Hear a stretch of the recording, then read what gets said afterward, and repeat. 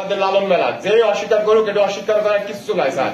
এই মেলা হয়, আমরা দেখি, আমরা 11তম দেখছি এবং বিভিন্ন সময় দেখতেছি স্যার।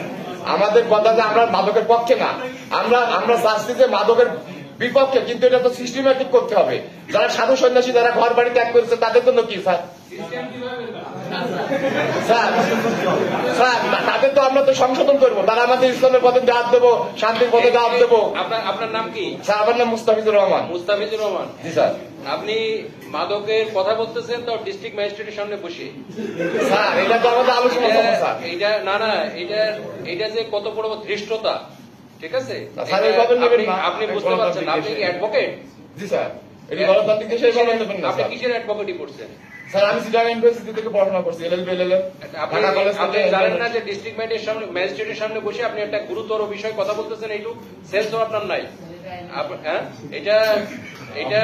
এটা এই উনারা যে পণ্ডিত আমাদের সাধুরা আছেন, উনারা বারবার বলেছেন এবং ইস্যু আছে যে মাদকের সাথে আমাদের লালন সাহেব যে জীবন আদর্শ, জীবন চরিত, তার সাথে কোনো বিন্দু মতো কোনো সম্পর্ক নেই।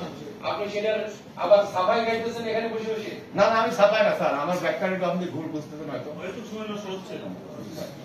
এই ধরনের কথা কাউন্টার করুন, কঠিন অ্যাকশন দিব আপনি যে বলেন না কেন, ঠিক আছে? আমাকে চিনেন না? না না, এই আপনি আসছেন, কিন্তু এই ধরনের কথা খবরদার ভুলে উচ্চারণ করবেন না। এটা করলে কঠিন অ্যাকশন নেব, তখন কিন্তু আমি ডিস্ট্রিক্ট ম্যাজিস্ট্রেটের স্বরূপ তুলে দেবো, ঠিক আছে? সুতরাং এই ধরনের সাফাই গাওয়ার কোনো চেষ্টা করবেন না।